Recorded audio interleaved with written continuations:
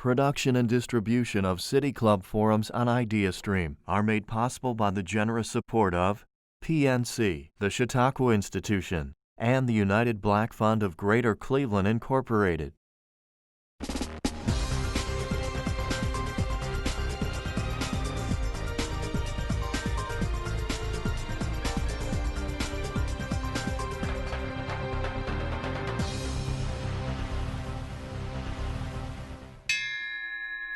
Hello and welcome to the City Club of Cleveland. I'm Dan Moulthrop, Chief Executive here and a proud member. It's June 12th, and you're with a virtual City Club forum live from the studios of 90.3 WCPN IdeaStream, our public media partner, to whom we are very grateful. Cash bail is probably one of the most misunderstood procedures of the American criminal justice system, and arguably it's also one of the most inequitable. After an arrest, the wealthy can typically pay bail and walk free, while low-income Americans facing the same or similar charges and bail amounts will often spend weeks or months in jail awaiting their day in court, and often feel pressured to plead guilty. As a result, cash bail has become a key driver of mass incarceration, accounting for 99% of all jail growth in the past 20 years. The Baile Project hopes to change that. Launched in 2018, the organization provides free bail assistance and pre-trial support to thousands of low-income people every year. It now has offices in 21 cities, including an office in Cleveland, Ohio, that opened in August of last year. Currently, the Baile Project is using its existing infrastructure to provide free bail assistance and support to people arrested at demonstrations who can't afford bail. Today, we'll talk about what bail is, the work of the Baile Project, and the larger reforms our criminal justice system might need at this moment, as well as the structural impediments to these reforms. Before I introduce our speaker, I want to thank our generous member sponsors and donors who support our virtual forums during the pandemic. For a full list, you can visit cityclub.org/thankyou. You can join them also by supporting our work and making a contribution or becoming a member at cityclub.org. Today's forum is also sponsored by City Club members Holly and Rob Martins. We are very deeply grateful for their support of City Club programming. Now to our speaker, Robin Steinberg. She's founder and CEO of the Baile Project. Over a 35-year career as a public defender, she has represented thousands of low-income people in over-policed neighborhoods and founded 3 organizations: the Bronx Defenders, the Bronx Freedom Fund, which the Baile Project is modeled after, and Still She Rises, which is the first public defender office in the nation dedicated exclusively to the defense of women facing the criminal justice system. Ms. Steinberg is also the Gilbert Foundation Senior Fellow of the Criminal Justice Program at UCLA's School of Law. And full disclosure, Ms. Steinberg and I discovered last week that our careers had overlapped at the Neighborhood Defender Service in New York City in the 1990s. Now, as in every City Club forum, you can participate with your questions. Just text them to 330-541-5794. That's 330-541-5794 to text your questions, or you can tweet them if you're on Twitter. Just tweet them at the City Club, and we'll work them into the forum. Robin Steinberg, welcome to the City Club of Cleveland. Thank you. I'm delighted to be here. It is great to have you. Tell us the Baile Project story. Sure. So I spent, as you said, my career as a public defender, defending individuals in the criminal legal system as they were facing the enormous power of government that was coming to try to take their freedom from them. And I fought for every single individual client as hard as I could. I even, as you also alluded to, thought we can do public defense in a better way. And I, after many years being a frontline public defender, along with other people, founded the Bronx Defenders and created a new model public defense, thinking that must be the answer. If we just could create a public defender office that could deal with all the intersection of all the systems that we found our clients locked in, whether it was family court or immigration or housing or the criminal legal system, that surely would be the answer. And so, over 21 years, I ran the Bronx Defenders and developed this, what I would consider gold standard of public defense, in a holistic defender model, training the best of the best public defenders, the most passionate young public defenders that I could find anywhere in the nation.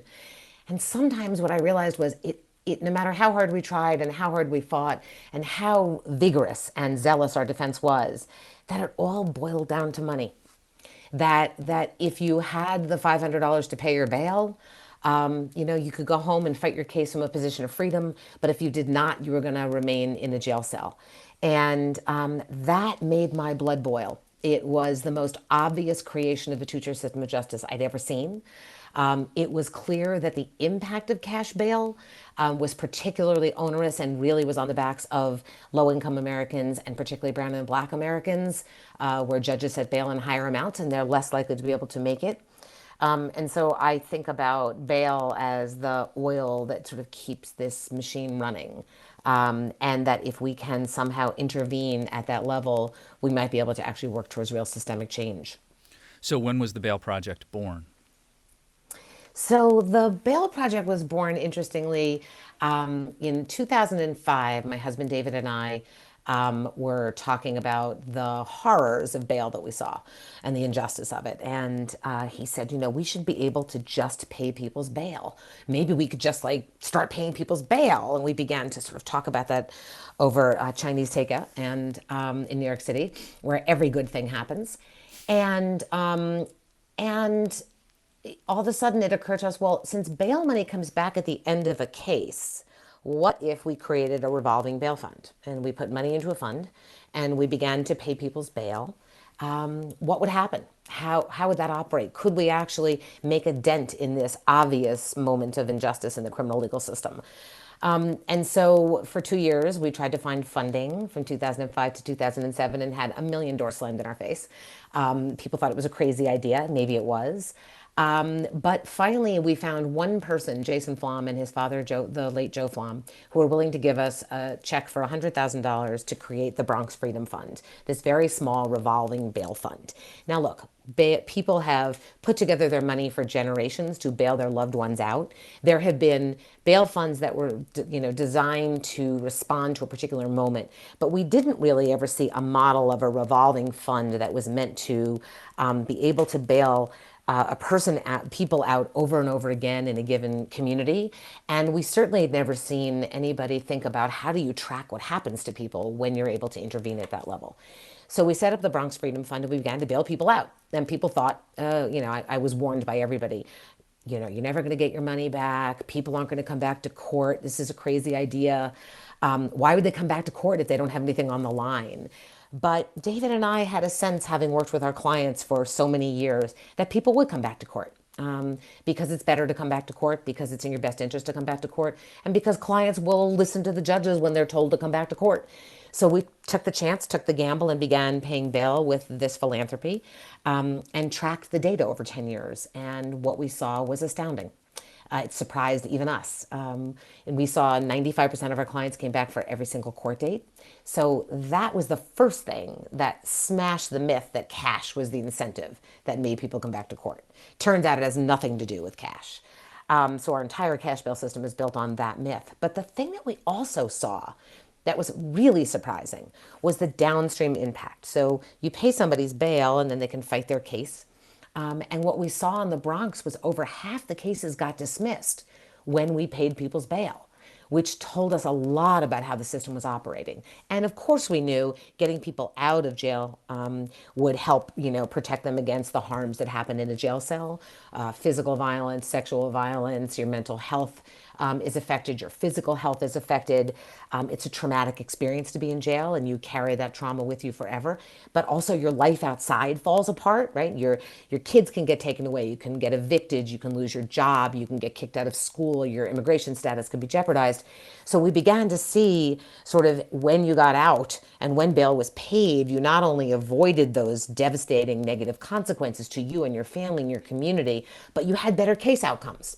And it was from that proof of concept over 10 years, from 2007 to 2017, that we thought we have to take this to the national level. We have to scale this. We can't just do this in the South Bronx. It has to scale nationally and test the theory and see what we can do in terms of reimagining a pretrial justice system without cash bail. We're talking with Robin Steinberg, founder and CEO of the Baile Project, which has about 9 months of work under its belt here in Cleveland. You're with the City Club Friday Forum, broadcasting from the studios of 90.3 WCPN Idea Stream. I want to come back to something that you said, that 95% of people in your first pilot were showing back up for court. Does that mirror data for people who aren't involved with the Baile Project? That or is that a better rate of return? It's a much higher rate of return. And what we really learned from that, and we're continuing to see at the Baile Project, is that it all boils down to are folks being given effective court reminders about when to come back to court. These systems are archaic and they've been operating in the same way forever. And so letters may or may not go out from the system that tells people when their next court date is, with no regard for the kind of housing insecurity that people have, the kind of movements in their lives. So simply by providing effective court reminders, which we did by phone calls, text, and sometimes social media, people are able to get back to court. But the other thing we see is people almost never don't come back to court intentionally. It is almost always related to a life circumstance that happened. So that could be anything from I don't have enough money to get to court, and then we can intervene and help get that person a ride or get them a Metro card if they were in New York City. Or it could be that there's been a healthcare crisis in their family, or their boss told them, if you miss one more day of work to go there to court, I'm going to fire you. And so those kinds of obstacles are really what prevent most people from coming back to court. The systems look at failures to appear and they fail to recognize and distinguish between an intentional failure to appear, which is extraordinarily rare, and a failure to appear that was the result of what happens when people are living in poverty on the edge and circumstances come up and obstacles are created that prevent them from being able to come back from court. Your kid is homesick. Your judge has said you can't bring your children to the courthouse. What do? Right? You're not going to leave your child alone. You're going to miss your court date. So it's those kinds of circumstances. So what we've learned is if you actually can engage with clients and help them solve those obstacles and give effective court reminders, people will come back, and they'll come back almost all the time. This feels like a good time to remind people as well that the people you're talking about, the people you're serving, have not been found guilty of a crime. That is something that people often forget, right? Which is that we operate our entire criminal legal system on the presumption of innocence. And that presumption is supposed to be wrapped around you from the moment you're arrested until the moment you finish your case. And you can finish your case by a plea of guilty or by going to trial, right? But that in that period of time, you have yet to be convicted of anything. And yet that is the moment when cash bail gets set and you can be incarcerated before conviction. People sort of fail to remember that, and it becomes significant when you see the kinds of dismissal rates that we see in our 21 different cities across the country. When you pay bail, how many of those cases get dismissed? And how many get dismissed? Well, so in Cleveland, what I can tell you is of the 213 people that have been bailed out, we have seen a third of all of the charges being dismissed for a third of the clients, right? So that tells you a lot. Right? That means that 1 out of 3 clients that came into the criminal legal system had no business being there in the first place. Those cases got dismissed. Some of the places we're operating in, that number is as high as 56% of all the charges get dismissed. And so it tells us a lot about over-policing. It tells us a lot about the over-policing of communities of color in this country. It tells you a lot about how we have widened this net and ensnared people in our criminal legal system that have no business being there and never should have been brought in to begin with. What is the lesson that you think policymakers should take from that data in terms of a new policy to implement?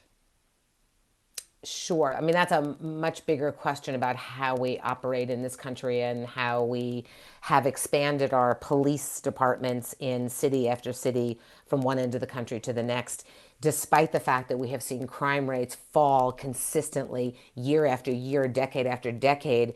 We have actually expanded police forces. We have actually put more money into police forces, and we have created an environment where entire communities around this country that are communities of color and low-income communities who feel as if the police have occupied their communities, that they are being over-policed for conduct that is happening in every community but is only being policed in theirs, which leads to a real sense of unfairness.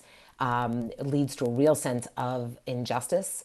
And, the racism that is built into a system of policing that is targeting some communities over others cannot be ignored, and it cannot be ignored any longer.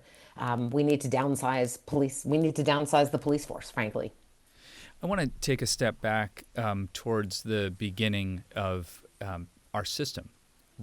Mm-hmm. Why do we have bail? So the theory, this is the irony, the theory about cash bail was that cash bail was actually supposed to be something that enabled you to get out of jail. The theory was it was a mechanism of release. And so what the belief was if you just set bail at an amount somebody could pay, it would be enough for them to put the money down, and that would create the incentive for them to come back to court. It's an interesting theory, and in some intuitive way makes a little bit of sense. Well, somebody has something on the line, so they'll come back to court. But in fact, what we know based on the data, not just from the Bronx Freedom Fund for 10 years, but now the national data that we're collecting across the country, is that cash has nothing to do with it, and that all cash has turned out to be is a mechanism to hold low-income people in jail cells who haven't been convicted of crimes, and that disproportionately falls on the backs of Black and brown communities in this country. There are those who would say that the community benefits from the bail system because, quote, bad actors are not out on the street. Who actually benefits from the bail system? Ah. So, the first thing I remind people of is that bad actors, it hasn't been determined yet whether people have committed the crime they're charged with or not. And that, people tend to write that off, but goes to the fundamental heart of our criminal legal system. You are supposed to be presumed innocent regardless of race and class, and that is not what happens anymore. It's also important to remember, before I get to sort of who benefits, it's also important to remember how much this system of cash bail is costing the American taxpayers.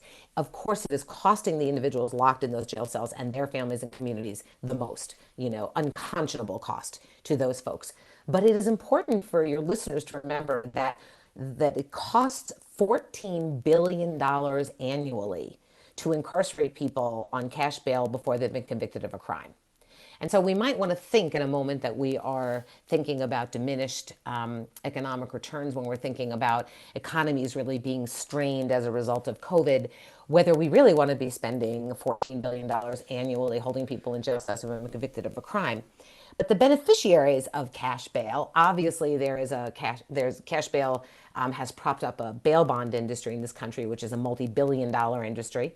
And so there is a profit motive that has been built into having an industry that preys on the backs of poor people who can't pay their cash bail, and basically says, if your family can come up with the 10%, give me that fee, I'll keep that fee, and then I will get you out of jail. So that's one way that the cash bail system has actually enriched some folks.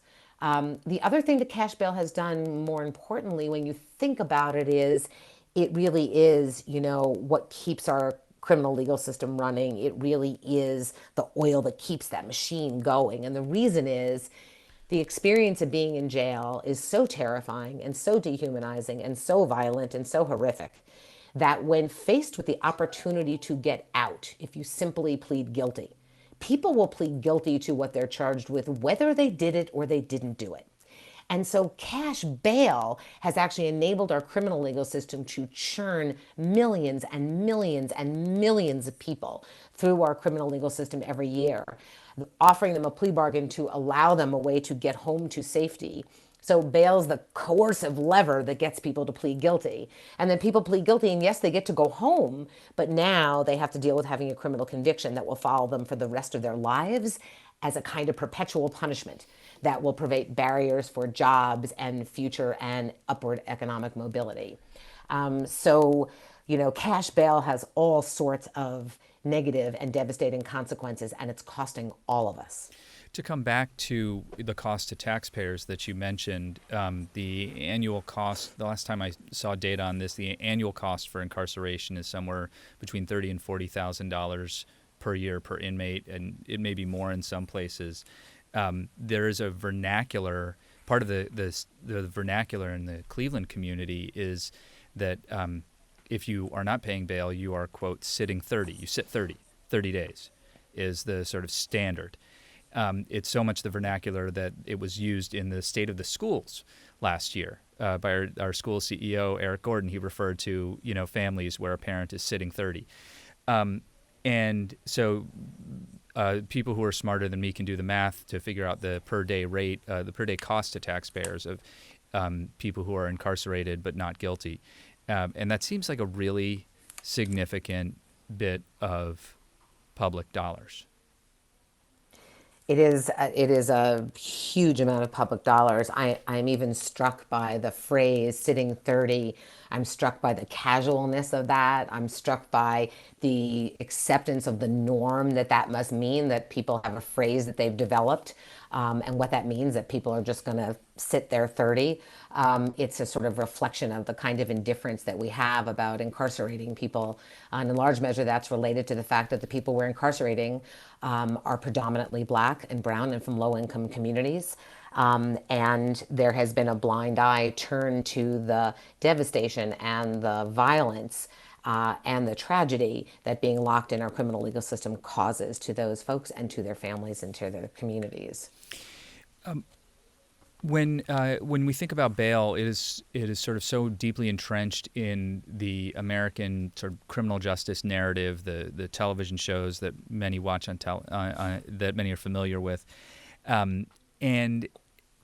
but we think it very normal. Yet, as I understand it, cash bail is not a thing in most other industrialized nations.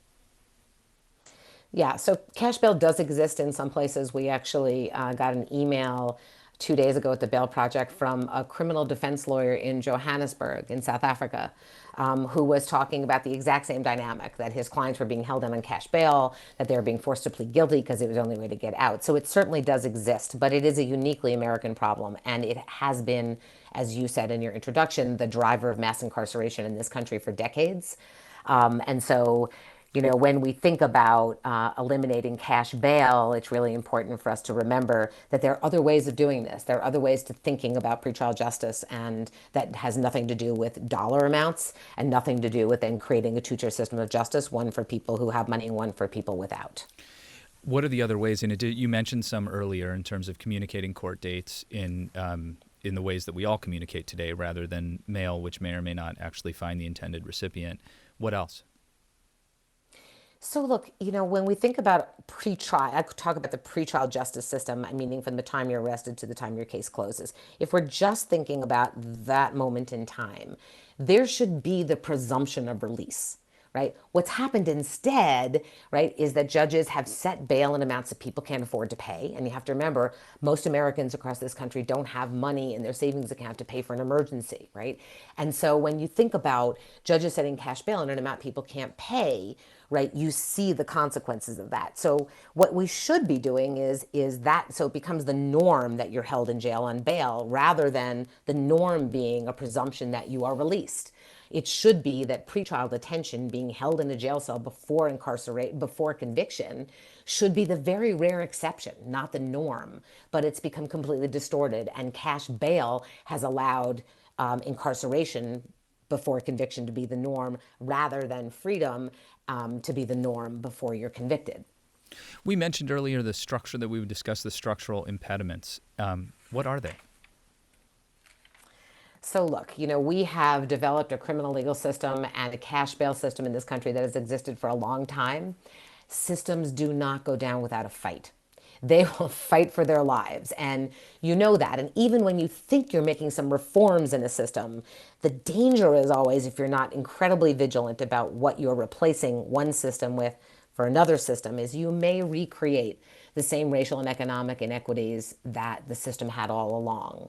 So we see that happening in jurisdictions around the country, where they may replace pretrial incarceration with putting a GPS ankle monitor on somebody that they then force the accused to pay for the privilege of being surveilled 24 hours a day.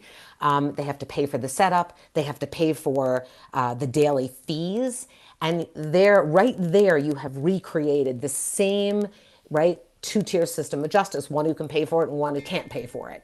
And so it's really important that we remain really vigilant about how we reimagine our system if we were able to eliminate cash bail, and how we grapple with some of the issues that it raises. But it's very, very important that we remember that the danger is always there, that when we're going to recreate the same inequities. And so we have to be really, really careful about that. We're talking with Robin Steinberg. She's founder and CEO of the Baile Project, and you can text your question for her to 330-541-5794.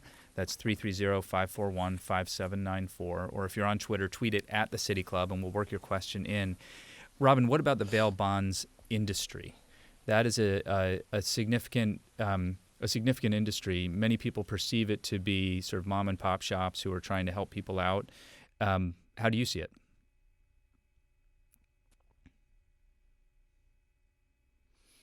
I think we've just lost. Robin, are you there? We seem to have lost Robin Steinberg. You there you know, are. look, the bail bond industry grew out of a need. We've got you. No, we've got you. No, we've got you, Robin. Go ahead. Can you hear me? Oh, sorry Yeah, about that. that's okay. Go ahead. Hold on. All right. Okay. Okay, great. Yeah. So it's important. Yeah, sure. No, you go ahead. Yeah, it's important to remember that the bail bond industry grew out of a need, right? It grew up. Okay. Do you want to ask a question again? So the question is, as I said before, many people perceive the bail bonds industry and bail bonds shops to be kind of mom and pop shops helping out the community. How do you see that industry? Mm-hmm. Well, look, the industry is, there may be mom and pop shops, but the industry itself is a multi-billion-dollar industry that's backed by the insurance companies in this country. It is important to say, look, the bail bond industry grew out of a need. Right? Once cash bail became the thing that was holding people in jail rather than the form of release it was intended to be, there was this gaping need that people in low-income communities had to try to get their loved ones out. When they couldn't put together enough money to do it, when they couldn't, call their aunts and their grandmas and raise, money in their own communities to get people out, they would turn to the bail bond industry because people are desperate to get their loved ones out of a terrible experience. And so that is the need that the bail bond industry was filling. But in fact, what it's turned out to do is be a kind of predatory business that is taking money and making profit off the backs of people that are struggling to make ends meet, are struggling to pay their rent, are struggling to put food on the table for their children. And in that way, it's unconscionable and it's unnecessary. That's the other thing, is if what we've learned is that cash bail isn't what has people come back to court. You don't need to have money on the line, right? We know that from the work that we've been doing. Then there's no need for it at all. And so the industry is not only unconscionable, it's not only unseemly and maybe even immoral, it is also unnecessary, as is cash bail. Could you explain a little bit more the connection between the bail bonds industry and the large insurance companies in our nation? No, just that, there is a deep investment that insurance companies have in backing the bail bond industry. And so it is not just mom and pop shops. It is a large system that is backed by very powerful forces that have very strong economic interests in keeping the cash bail system operating in this country so that profit can be made. As I said before, we're speaking with Robin Steinberg. She's founder and CEO of the Baile Project. You can text your questions for Robin to 330-541-5794. That's 330-541-5794. And you can tweet them at the City Club, and we'll work them into the program. Robin, one of the first questions in asks, given what you've said about bail, shouldn't we be working at least long-term to abolish it rather than perpetuating the system by participating in it? Absolutely correct. And here's what we say at the Baile Project. We are working day in and day out to put ourselves out of business. And I mean that quite literally. We are a national not-for-profit, but what our goal is long-term is to end cash bail, to put ourselves out of business, and to ensure that you never need a bail fund anywhere again. So that is exactly right. The issue really is we have people sitting in jail cells right now, and there's a humanitarian crisis. And that has to be dealt with. It's not enough for us all to sit around and say, well, let's try to reimagine a system without cash bail, right? Which we should be doing and need to be doing and needs to be happening every single day. But while we're having these conversations, while this change is hopefully moving forward, you still have people locked in jail cells across this country, right? You have 2.5 million people who are affected by cash bail every year, and they need a lifeline to get out now. right? So bail funds are a tool to sort of deal with that immediate crisis, that emergency, right? That moral calling to get people out of jail cells is what bail funds can do right now. But of course, the ultimate goal, right, is to eliminate cash bail so that you never need to have a bail fund again, and we can eliminate it. Has that happened anywhere in the United States? So, yeah, so our model is to create a national portfolio of bail funds around the country that are supported by our infrastructure. And we've been doing that, for the past 2.5 years since we launched. In New York, which was where the proof of concept started at the Bronx Freedom Fund, I am delighted to report that we are exiting New York. It is the first place we have put ourselves out of business. And that is because in January of this year, New York State passed bail reform that was very significant, that did away with cash bail for most of the low-level crimes that you're allowed to pay bail for in New York. And so what we saw right away was this was the perfect example of using the data we had been collecting in New York, along with other grassroots organizations and people who were very engaged in this advocacy, using the data and the human stories and persuading policymakers and local elected officials and other folks in the legal system to move bail reform forward, which they did. And so we are delighted to be able to close our doors, and delighted to be able to say that while I don't think the bill is perfect in New York, it's gone very, very far to eliminating cash bail for most charges. And that will increase the sort of decarceration strategy that New York City and New York has been on for years now. So we're delighted to be able to say we're exiting New York. I hope to be able to report someday that we're exiting Cleveland. Before you do, though, you've only 9 months into Cleveland. Can you describe how that work actually happens? You have hired a group of people whose job title is Bail Disruptor. Sure. So the way we operate our national not-for-profit is we have local teams in each of the cities that we're operating in. Those local teams are staffed by people who are from the community they're working in. They're committed to the community they're working in, and they're committed to forwarding justice in their own communities. In Cleveland, we're lucky enough to have Anthony Bodie and Kareem Henton doing the work on the ground, leading the work on the ground. And what they do is they interview people in jail, they pay people's bail, and then they connect them to the services they may need, some of the wraparound services that people need, the basic needs that are going unmet, to try to sort of work with connecting them to those services. And then also, obviously, remind them about their court dates until their case is closed. So that's the way that it operates at the local level. The infrastructure that we have is we have a central team, and that team houses a data team, a communications team, a training team, a finance team, right? And people that will support the local site so that we're not recreating 21 different not-for-profits across the country. In fact, what we're doing is trying to create a very lean organization that has a lot of flexibility and can pivot quite quickly with changes on the ground, to open up sites and exit sites when the time comes, because it's all supported by the central team. And so you don't have to build infrastructure in 21 places. You simply have this infrastructure that can support all 21 sites. And as we expand and continue to build our portfolio, that infrastructure can actually support those new sites as well. And what happens I'm sure that one of the worst case scenarios that you all have dreamed up is when you pay the bail and somebody gets out and commits another crime. Has that happened? So it has happened. Since we launched in 2018, we have done over 11,000 bailouts across the country. And we have had a handful of situations where somebody was bailed out and committed another crime that harmed somebody else. And that is certainly a moment where we all reflect. Those moments can be really heartbreaking. We take them quite seriously. But it's important to remember that they are the very rare exception. And we have to stay grounded in what we usually see, not what happens in the unusual circumstance. And yes, we try to learn from those circumstances, but generally that is about a community release plan did not have the services that person needed to be supported. And so we try, when we're doing individualized assessments of every client, to think about what services do people need to be connected to so that they can be supported during the life of the case and thrive. But those moments are very hard and we learn from them.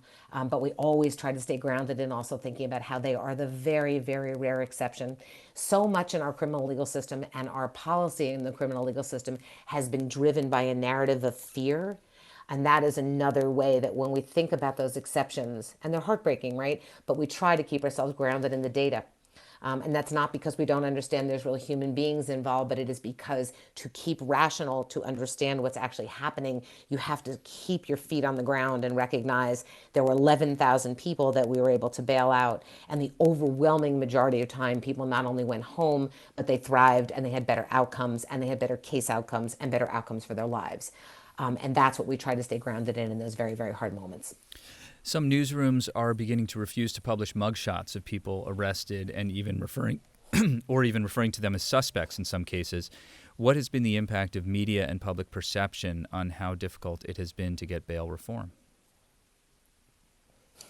So I would say, and whenever I talk about this, I always like to say, when we think about what got us to where we are, right? What is it that makes us the number one incarcerator in the world, right? What is it that turned us into a place where that disproportionality of our criminal legal system has fallen on the backs of Black and brown men and women from low-income communities around this country? How did we get to the place where the police are militarized? How did we get to the place where the police are seen as dangerous entities in low-income communities, right? How did we get here? I think about that all the time. I think about the ways in which not only has our legacy of slavery and Jim Crow led and allowed us to get to mass incarceration, and there's lots of responsibility and to be spread around, but there is also this media piece that's really important. What I say to people is, if you really want to get away from recreating terrible systems, turn your television off when Law and Order comes on. Turn your television off when Criminal Minds comes on, right? Those shows have driven a narrative of fear in this country where people actually think, A, that's what the criminal legal system looks like, but B, and more importantly, that the kinds of, horrible scenarios those stories, love to dream up are always the exceptions. But it allows people to believe that is the rule, that's most of the people in the criminal legal system are scary and dangerous and going to do terrible things, when in fact, very few people in the criminal legal system fall into that category. And most people that have been coming into the criminal legal system for decades in this country are being prosecuted for crimes and conduct that's going on in white affluent communities, but has simply never been policed. And so that's important to remember. But when there's a cultural moment like we're in now, and I hear that, shows like Cops are being pulled from the air, I have a lot of hope because I think it has infected our brains and the way we think about this and the way we see this issue. It has perpetuated fear, and that fear is deeply racialized. It is perpetuated that kind of structural institutional racism that we see in every aspect of our country. And so the idea that people would stop publishing a mugshot is a great first step, right? And now we really have to all stand up and speak out and say, look, we actually want to see shows that are positive, right? We actually want to see shows that reflect reality, not shows that continue to push a narrative of fear. Because when we're afraid, we will justify doing almost anything to human beings. When people make us scared enough, right? We justify horrendous things. We justify Guantanamo. We justify the death penalty, right? We justify holding people in jail cells before they've been convicted of anything simply because they don't have enough money to pay their cash bail. And so that fear is really palpable and really important for us to get a handle on and to immunize ourselves against. And one of the ways to do that is media to take some responsibility for the images they have been perpetuating for decades. Robin Steinberg is founder and CEO of the Baile Project, and you can text a question for her to 330-541-5794. That's 330-541-5794. I'm Dan Moulthrop. You're with the City Club Friday Forum. Robin, from our friends at Legal Aid, a strong community partner of the City Club and of bail reform, please ask Robin to comment on civil fines and fees that have created modern-day debtors' prison systems. How can that movement and that effort join with bail reform? So I think about the criminal legal system, if you think about it as a tapestry, right? You can pull at almost any thread, and what you're going to see are racial and economic disparities at every single turn, whether it's policing or bail setting or fines and fees or mass incarceration. It's going to be present everywhere. Fines and fees are directly related to bail. It creates the exact same dynamic, right? It is extracting money, right, from people that can barely make ends meet. Can And when you they can cannot you pay the pause for money. a second and explain Sure. what they are and how expensive they can be? Because I think there are, for people who Oh. haven't interacted with the criminal justice system, they may not really understand the scale of what you're talking about. Sure. So fines and fees vary from place to place, right? Because criminal justice is very local. But in the general, what you see is that when people are convicted even of minor crimes, right, fines can be imposed as part of the sentence and fees are imposed. And those fees actually are used often to prop up different parts of the criminal legal system, right? So the fee may go to the clerk, a fee may go to the prosecutor's office, right? And those fines and fees are incredibly onerous. So your case is over, but now you have $1,000 worth of fines and fees that you're responsible for paying. And as hard as you try, right, you keep trying to keep up with that, you can't. And when you can't, a warrant gets issued for your arrest and you can be put back in jail for the failure to pay simply because you didn't have enough money. Sounds familiar, doesn't it? It's just like the cash bail system. And those fines and fees are really, extracting the few resources that folks in low income communities have, right, to begin with. And so the other thing that happens is then you not only go to jail, you may then be released again. So either you do jail time, in which case your life again is destroyed, or put into disarray, and whatever you had in place becomes destabilized, or you can be released and now in many jurisdictions, a new fine or fee is added onto the original one you had because they had to arrest you and you were now in jail. So now you've got more fines and fees you're facing. So when I was working in Oklahoma at Still She Rises, we saw women down there who were paying off fines and fees that they had from criminal cases that they got 10 years ago, and they were still struggling to pay those fines and fees. And of course, it creates incredible barriers for people to get out from under that kind of debt and to move forward and to have economic mobility and to be able to provide for their families, right? So it is yet another way that the system, prioritizes, pulling money from the people who can least afford it to prop up these systems, where affluent people can simply go into the system, pay their bail, pay their fines and fees, and never look back.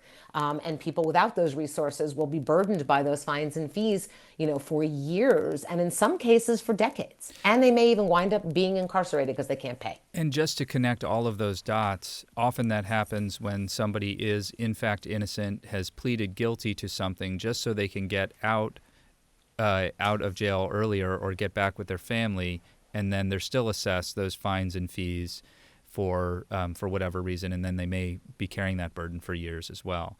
And as I That's understand right. it, Or, I was just going to add sorry. that as I understand it, there are places in America right now where these people who are in debt to the municipality, the courts, are then not only incarcerated but are then also sort of farmed out as labor and earning at very low wages to pay back, to quote, pay back what they, quote, owe. Yeah, there seems to be almost no limit to the amount of unconscionable, immoral things we're willing to do in our criminal legal system as it exists today. And that's just another way that we perpetuate that. And again, that falls on the backs of Black communities and low income communities specifically. Another question from our listening audience. Do you have a comment on the arrest of Anthony Bodie, your employee? It's Anthony's story to tell, and so I don't want to replace his voice in any way. But what I would say is, it is an example of a system of policing where racism is deeply embedded. Anthony was arrested as he was paying bail for somebody as part of his job. But it was after curfew. And as he was being arrested, there's a white woman across the street walking her dog who's out after curfew, who's not being arrested. And it is another example of, I think, what America is finally waking up to. which is the systemic racism that is so much a part of our criminal legal system, so much a part of our policing, that, at this moment in time, I hope that, nobody can look away from that again. But Anthony will tell his story, and we obviously at the Baile Project support everything he does. Another question from our audience, and one that will probably be very gratifying to you, is there a place for volunteers at the Baile Project? There is a place for volunteers at the Baile Project, of course. We welcome any kind of support, volunteers, checks, phone calls with good ideas, any support that any local community or nationally people want to give. We'd be delighted to hear from you. As you were saying, checks and all sorts of other things, I was almost going to quip suitcases of cash, particularly for your friends in Oklahoma. Yeah, so you're referring to a story that I told you about.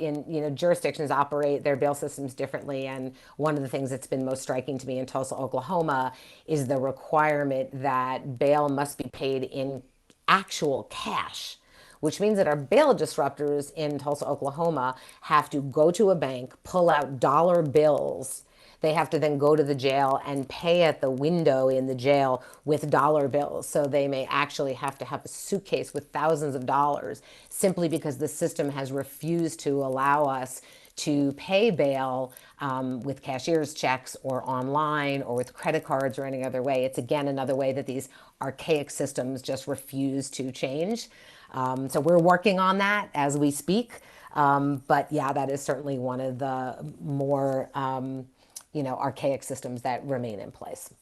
Another question for you is, it would be interesting to hear about ways your work has been disrupted in other places. Do bail disruptors get harassed or stonewalled? Our bail disruptors really are the heart and soul of the Baile Project. They are smart, passionate, dedicated, incredible leaders in their own communities. And when they come up against obstacles, they pretty much know how to move through those obstacles. And sometimes that may be sitting down and having a cup of coffee with somebody. And sometimes that may be, an advocacy strategy. But they are really well situated because of their abilities and passion and belief in this work and belief in bringing people home to move through whatever obstacles that we face. And, some of the things we see, we just have to move around the obstacles. It's like anything else, right? Somebody throws something up in front of you, you figure out a way to move around it as best you can, to do the work that you're committed to doing and getting home as many people as you can and connecting them to the services that they might need in their community. Could you talk about the ways that judges, particularly here in Cuyahoga County, have responded to your disruptors and to the Baile Project itself? So there aren't monolithic judges, right? There's not, I can't say all judges do everything, right? Judges are individuals, just like police officers are individuals, right? Just like prosecutors are individuals. They are all operating in systems that are deeply flawed and that, obviously reflect a long history of racism in this country. Judges, some of them have responded very well, some of them not so well, right? Systems players, some have responded well, some not so well. But we're working on that, right? We recognize that we're a new project.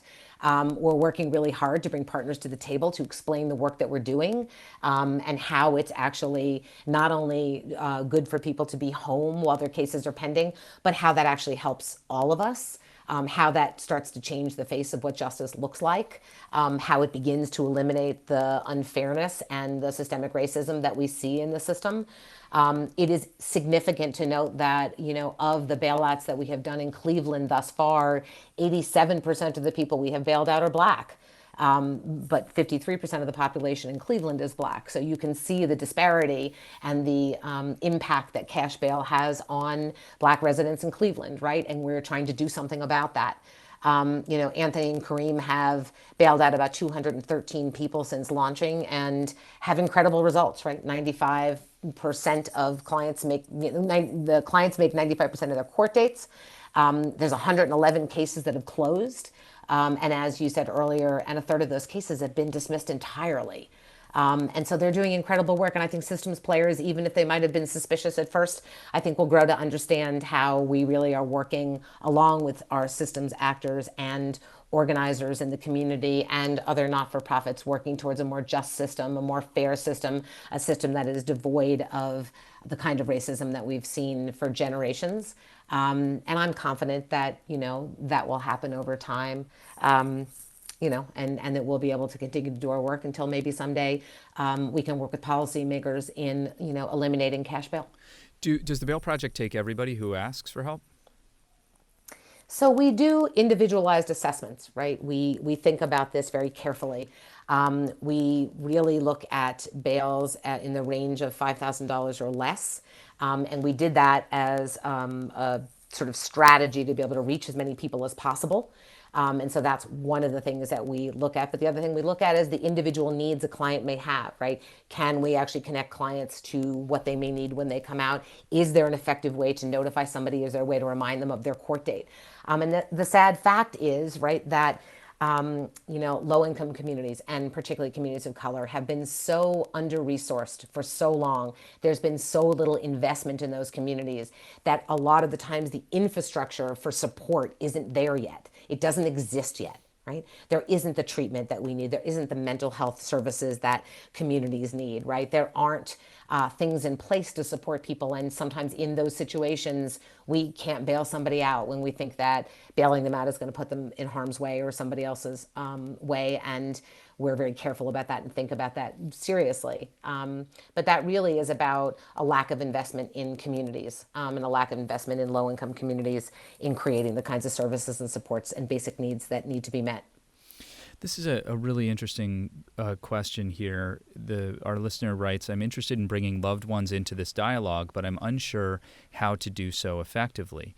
What have you found to be the most effective ways to start a productive dialogue with individuals with no real understanding or previous knowledge of the system? Oh, that's such a lovely question. Isn't it? Yeah, I mean, look, I think these conversations should be happening around kitchen tables all over the country. And I think one of the things that I would suggest, besides turning off your television and stop watching those terrible shows, except for the rare exceptions of shows that actually show the reality of the criminal legal system, and there are a couple of those, one of the things to remember is you may think you don't know people that the criminal legal system has touched, but I promise you that you do. And what we know from a Pew study a few years ago is that 1 out of 2 American families in this country have a loved one booked into a local jail at some point. So I promise you, you know somebody who's been impacted by this. You may not know it. They may not tell you.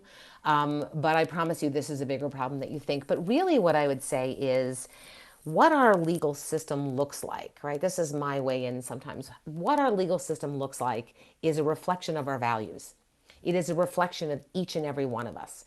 And so when you think about how this system is operating, we have to all remember it's operating in our names, right? When prosecutors get up in courtrooms and they say, I'm here for the people of the state of Ohio, they are speaking in all of our names.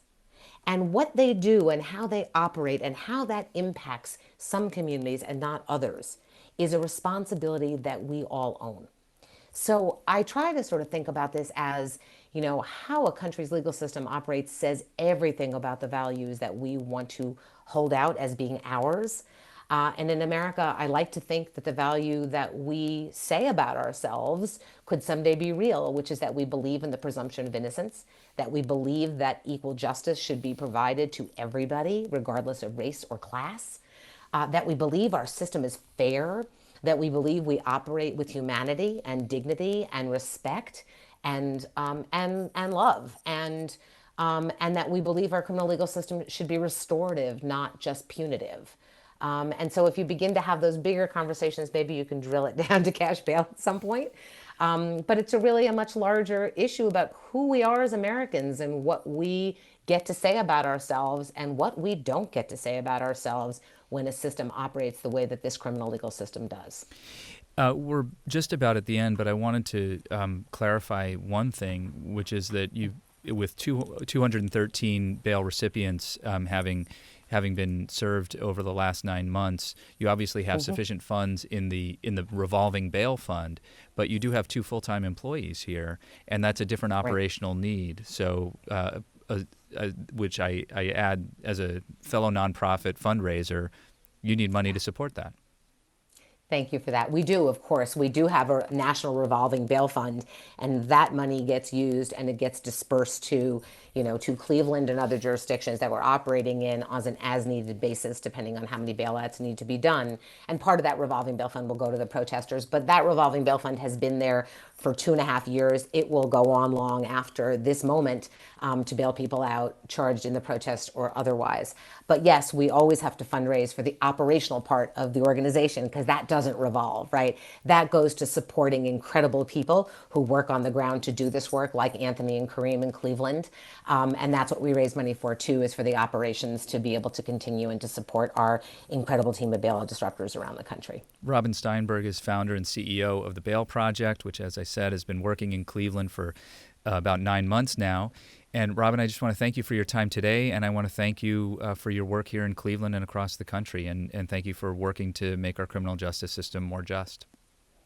Well, thank you very much for the opportunity. It's been a pleasure. It's been a pleasure talking to you. Our forum today is sponsored by City Club members Holly and Rob Martins. Our community partners include the Legal Aid Society of Cleveland, Lutheran Metropolitan Ministries, and Towards Employment. We appreciate their support of City Club programming. Our virtual forums are sponsored by the Cleveland Foundation, the George Gund Foundation, KeyBank Nordson, the Northeast Ohio Regional Sewer District, and PNC, along with the many more generous members, sponsors, and donors listed on our website at cityclub.org/thank you. You can join them in supporting our work when you make a contribution online or become a member at cityclub.org. We are continuing to present our forums virtually and digitally online through this time, either here from the IdeaStream studios or on other virtual platforms at cityclub.org. Please join us next Friday, June 19th, when we talk with Jamil Smith, senior writer for Rolling Stone, and Erica Smith, columnist for the Los Angeles Times, about the specific burdens and work as black journalists in a time of crisis. If you have other ideas about topics or speakers we should feature while we are during this pandemic and presenting virtual forums, we're at cityclub.org. I'm Dan Moulthrop. Stay strong, stay healthy, and stay close in your hearts if you can't be close in person. Our forum is adjourned. For information on upcoming speakers or for podcasts of the City Club, go to cityclub.org.